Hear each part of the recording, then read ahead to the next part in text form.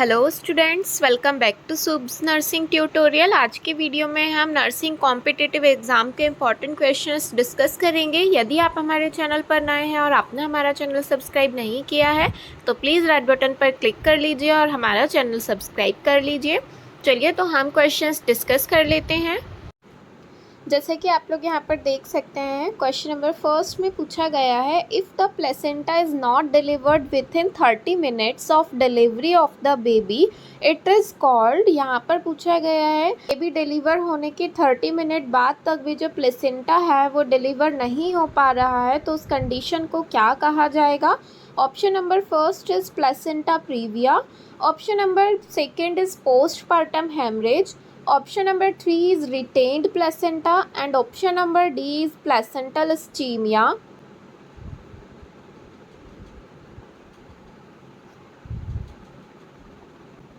तो यहाँ पर इसका जो राइट आंसर है that is option number C, retained placenta. यदि बेबी डिलीवर होने के 30 मिनट्स कंप्लीट होने के बाद भी जो प्लेसेंटा है वो डिलीवर नहीं हो पा रहा है तो उस कंडीशन को रिटेन्ड प्लेसेंटा कहा जाता है। फिर उसके बाद नेक्स्ट क्वेश्चन देख सकते हैं। यहाँ पर पूछा गया है, during labour injection oxytocin has to be administered intravenously in which of the following ways. यहाँ पर पूछा है कि लेबर के टाइम पर यदि हमें ऑक्सीटोसिन इंजेक्शन को एडमिनिस्टर करना है इंट्रावीनस तो हम उसे किस तरीके से किस वे में एडमिनिस्टर करेंगे।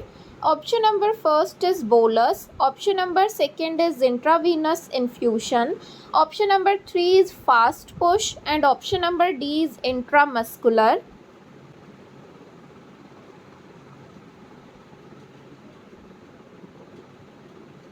तो यहाँ पर इसका जो राइट आंसर है that is option number B, intravenous infusion. यदि हमें ऑक्सीटोसिन को एडमिनिस्टर करना है इंट्रावीनसली तो हम उसे इंट्रावीनस इन्फ्यूशन के द्वारा एडमिनिस्टर करेंगे।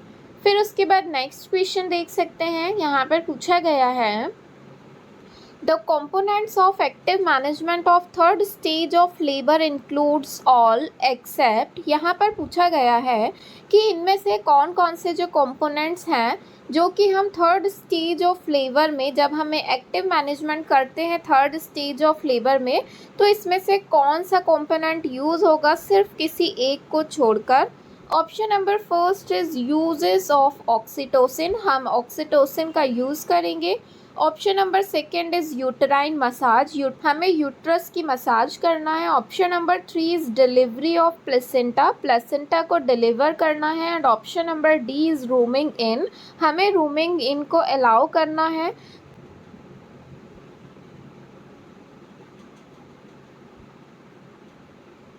तो यहाँ पर इसका जो राइट आंसर है that is option number 4, rooming in. यहाँ पर नेक्स्ट क्वेश्चन में देख सकते हैं पूछा गया है, the colour of amniotic fluid in meconium stained liquor is. यदि यहाँ पर पूछा गया है कि जो एमनियोटिक फ्लूइड है उसका कलर कैसा रहेगा यदि वो मेकोनियम स्टेन्ड हो गया है, यदि जो फीटस है उसने मेकोनियम पास कर दिया है और मेकोनियम से स्टेन्ड हो गया है जो लिक्वर है तो उसका कलर हमें किस तरीके का दिखाई देगा। Option number first is greenish, option number second is watery, option number C is white and option number D is reddish.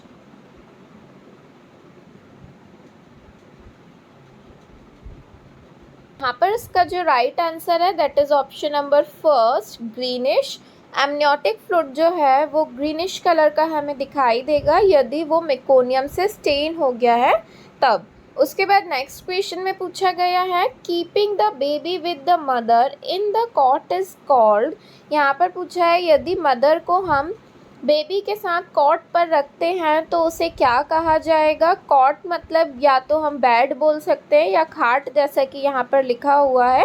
यदि हम बेड पर मदर और बेबी को साथ में रखते हैं तो उसे क्या कहा जाएगा। Option number first is caring, option number second is kangaroo mother care, option number C is roaming in and option number D is neonatal care.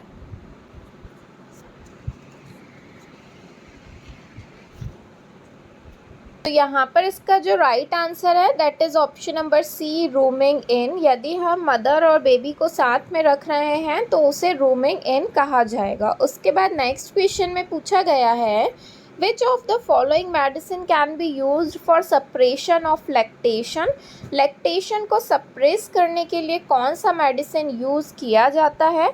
Option number first is injection methergine, option number B is injection oxytocin, option number C is tablet cabergoline and option number D is tablet progesterone।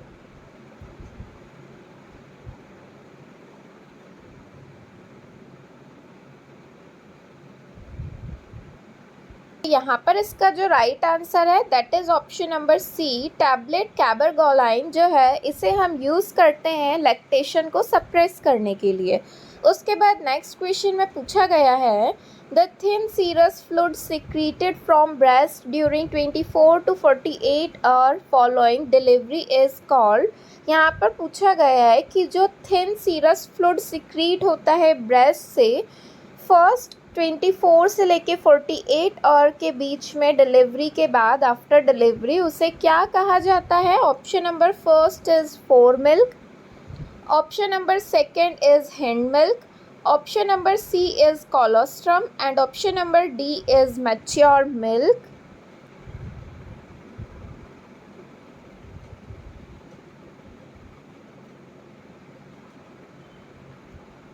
तो यहाँ पर इसका जो right answer है that is option number C, colostrum. जो first 24 से लेके 48 our तक मिल्क सिक्रीट होता है, थिन सीरस फ्लूइड जो सिक्रीट होता है उसे कोलोस्ट्रम कहा जाता है। उसके बाद नेक्स्ट क्वेश्चन में पूछा गया है how many weeks post delivery is called puerperium period. Delivery होने के कितने वीक्स बाद तक जो है परप्यूरियम पीरियड कहलाता है।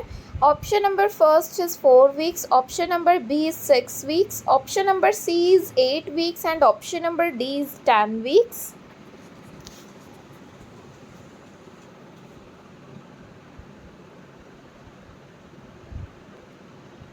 तो यहाँ पर इसका जो राइट आंसर है that is option number B, 6 weeks। 6 weeks तक जो है डिलीवरी होने के बाद 6 weeks तक का जो ड्यूरेशन है वो परप्यूरियम पीरियड कहलाता है। उसके बाद नेक्स्ट क्वेश्चन में पूछा गया है the nutritional supplement that is prescribed in early pregnancy is. Early pregnancy में हम जो न्यूट्रिशनल सप्लीमेंट देते हैं एक प्रेग्नेंट वुमन को, कौन सा न्यूट्रिशनल सप्लीमेंट हम देते हैं। Option number first is vitamin A, option number B is calcium, option number C is protein and option number D is folic acid.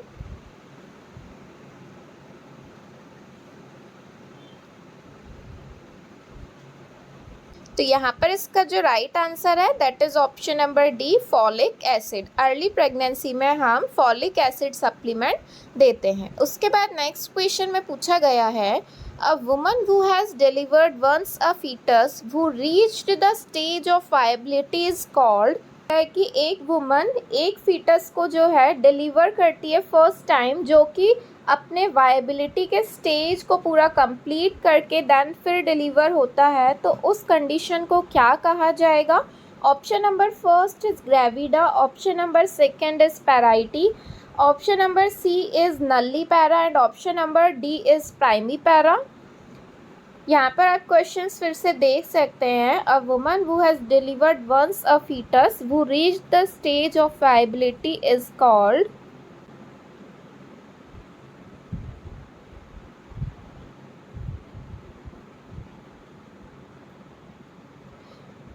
तो यहाँ पर इसका जो राइट आंसर रहेगा that is option number D, primipara. इसके बाद next question में पूछा गया है the normal average range of foetal heart rate in utero is.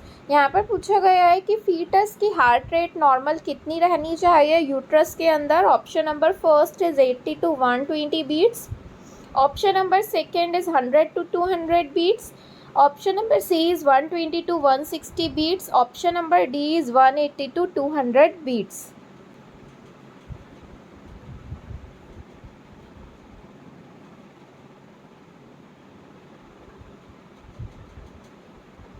तो यहाँ पर इसका जो राइट आंसर है that is option number C 120 to 160 beats. फिर उसके बाद नेक्स्ट क्वेश्चन देख सकते हैं, यहाँ पर पूछा गया है the nausea and vomiting which generally start around 4 to 6 weeks of pregnancy is called. Pregnant womens जो कि 4 to 6 वीक की प्रेगनेंसी कंप्लीट कर चुकी है and then nausea and vomiting की कंडीशन अराइज हो रही है, तो उसे क्या कहा जाएगा। Option number first is amenorrhoea, option number second is morning sickness, option number C is galactopoiesis and option number D is early symptoms।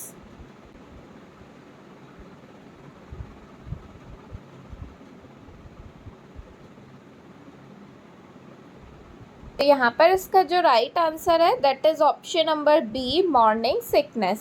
4 to 6 weeks complete होने के बाद प्रेगनेंसी के यदि फीमेल को नॉशिया एंड वॉमिटिंग की condition arise हो रही है तो उसे मॉर्निंग सिकनेस कहा जाता है। उसके बाद नेक्स्ट क्वेश्चन में पूछा गया है a graphical representation of the progress of labour in which the cervical dilatation and descent of foetal head is plotted against the time is called. यहाँ पर पूछा गया है कि ऐसी ग्राफिकल प्रेजेंटेशन जिसमें हम प्रोग्रेस ऑफ लेबर को लिखते हैं, सर्विक्स का डायलिटेशन मेंशन करते हैं, फीटल का जो हेड है वो कितना डिसेंट डाउन हुआ है वो चीज़ें मेंशन करते हैं, तो उस ग्राफिकल प्रेजेंटेशन को क्या कहा जाएगा। Option number first is electrocardiogram, option number second is partogram, option number C is vital graph and option number D is labour graph.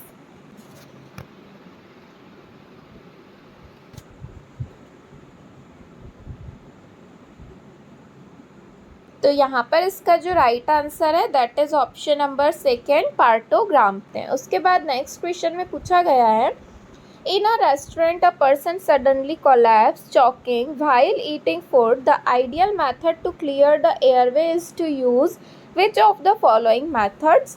यहाँ पर पूछा गया है कि यदि एक रेस्टोरेंट में एक पर्सन खाना खाते समय यदि वो खाना खा रहा है जिसकी वजह से उसे कोलैप्स हो गया है, चॉकिंग हो गई है, फूड इनटेक करते टाइम यदि फूड के पार्टिकल्स की वजह से कोलैप्स हो गया है, तो हम उसके एयरवे को क्लियरेंस करने के लिए कौन सी मेथड को यूज़ करेंगे। Option number first is jaw thrust manoeuvre, option number second is head tilt chin lift manoeuvre, option number C is Heimlich manoeuvre and option number D is Valsalva manoeuvre.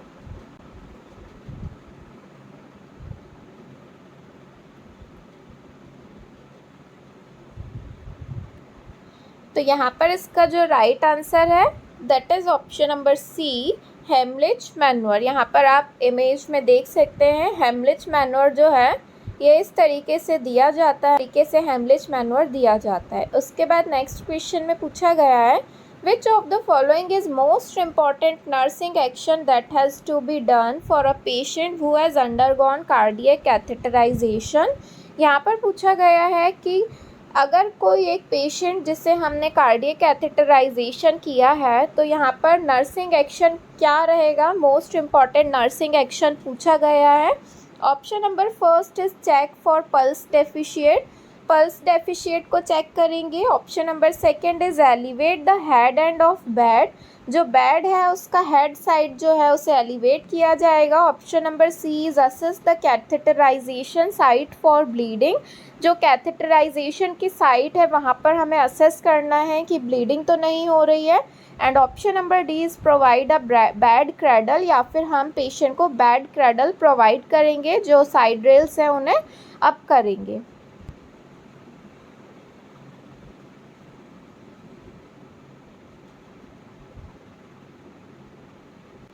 तो यहाँ पर इसका जो right answer है that is option number C assess the catheterisation site for bleeding. हमें catheterisation की site को check करना है, असेस करना है कि वहाँ पर ब्लीडिंग तो नहीं हो रही है।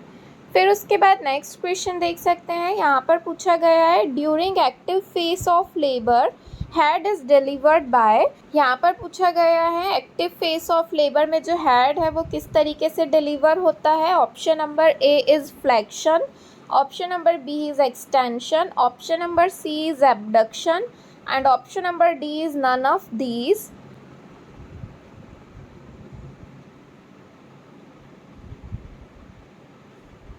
तो तो यहाँ पर इसका जो राइट आंसर है that is option number B extension. जो फीटस का हेड रहता है वो एक्सटेंशन के द्वारा डिलीवर होता है। फिर उसके बाद नेक्स्ट क्वेश्चन में पूछा गया है estimated date of delivery is calculated by using. अगर हमें ईडीडी कैलकुलेट करना है तो उसके लिए हम कौन सा फॉर्मूला, कौन सा रूल यहाँ पर यूज़ करते हैं। Option number first is McDonald rule, option number B is Naegele's rule, option number C is rule of 9 and option number D is Down's formula.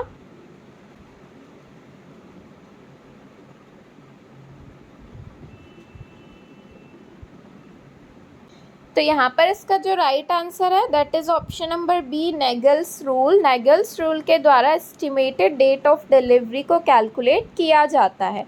उसके बाद नेक्स्ट क्वेश्चन में पूछा गया है the causes of pain in labour is due to all of the following factor accept.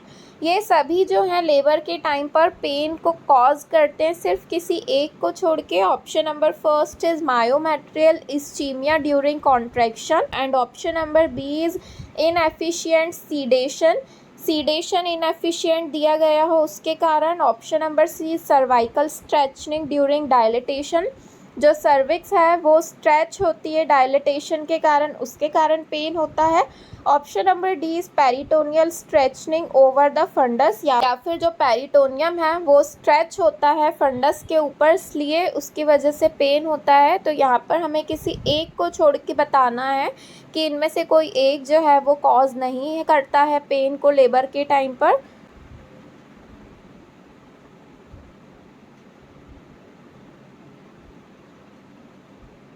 तो यहाँ पर इसका जो राइट आंसर रहेगा that is option number B inefficient sedation. फिर उसके बाद नेक्स्ट क्वेश्चन में पूछा गया है the symptoms of false labour are all of the following except. यहाँ पर पूछा गया है कि ये सभी सिम्टम्स हैं फॉल्स लेबर के सिर्फ किसी एक को छोड़ के। ऑप्शंस देख सकते हैं। Option number first is intervals between contractions remain longer, option number B is heads remain free, option number C is emptying of bowel may lead to relief of symptoms and option number D is pain occurs at regular intervals।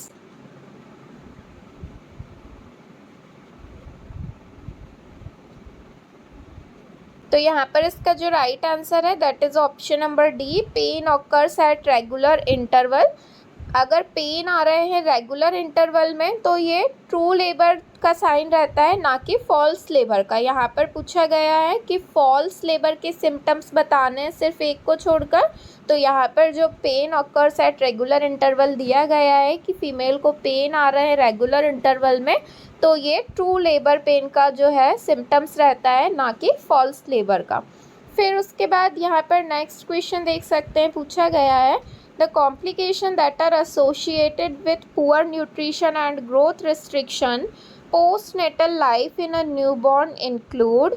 यहाँ पर पूछा गया है कि एक newborn जिसकी postnatal life में poor nutrition और ग्रोथ रिस्ट्रिक्शन जो है इनके कॉम्प्लिकेशंस देखने को मिल रहे हैं। तो यहाँ पर ऑप्शंस में बताना है हमें किस वजह से ये हो सकता है। Option number first is stunting, option number second is wasting, option number C is adverse neuro developmental outcome and option number D is all of the above.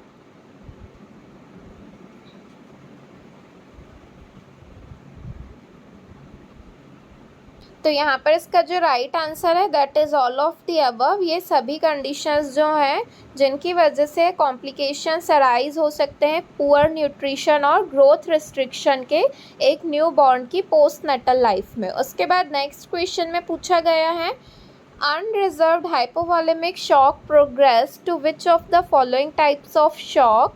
यहाँ पर पूछा गया है कि यदि अनरिजर्व्ड हाइपोवॉलेमिक शॉक अगर उसकी प्रोग्रेस हो तो वो किस टाइप ऑफ शॉक में कन्वर्ट हो जाएगा। Option number first is anaphylactic shock, option number second is cardiogenic shock, option number C is septic shock and option number D is neurogenic shock.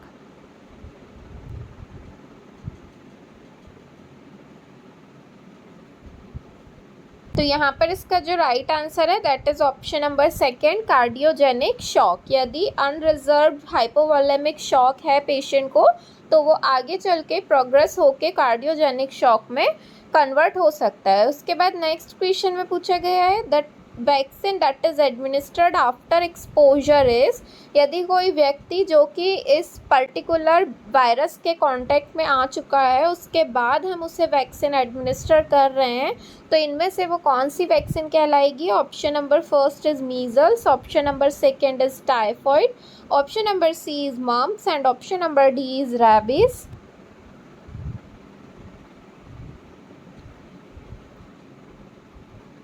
तो यहाँ पर इसका जो राइट आंसर है that is option number D, rabies. Next question में पूछा गया है the role of a nurse in treating of a patient in compensatory stage of shock is all except. यहाँ पर पूछा गया है कि यदि कॉम्पनसेटरी स्टेज ऑफ शॉक चल रही है पेशेंट की, तो रोल ऑफ नर्स क्या रहेगा पेशेंट को ट्रीट करने के लिए? किसी एक को छोड़ के बताना है। कॉम्पनसेटरी स्टेज ऑफ शॉक है उसमें हमारा नर्सिंग इंटरवेंशन क्या रहेगा? Option number first is monitor patient's haemodynamic status, हमें पेशेंट का हीमोडायनेमिक स्टेटस मॉनिटर करना है। Option number B is promote patient safety, patient की सेफ्टी को प्रमोट करेंगे। Option number C is administer prescribed IV fluid and medication, जो भी prescribe किए गए आईवी फ्लूइड और मेडिकेशन उनको एडमिनिस्टर करना है। And option number D is provide health education, patient को हेल्थ एजुकेशन प्रोवाइड करेंगे।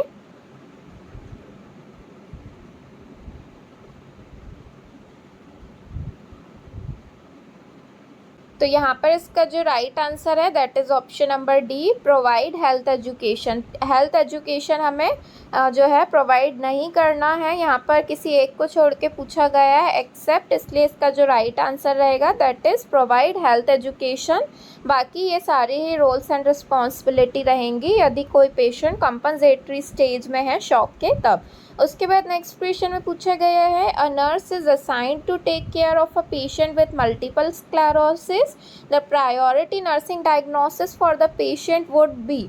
यहाँ पे पूछा गया है एक पेशेंट है जो कि मल्टीपल स्क्लेरोसिस की कंडीशन से सफ़र कर रहा है, तो हम क्या फर्स्ट प्रायोरिटी देंगे पेशेंट को? Option number first is impaired urinary elimination, option number second is altered body temperature, option number C is deficient knowledge and option number D is impaired mobility.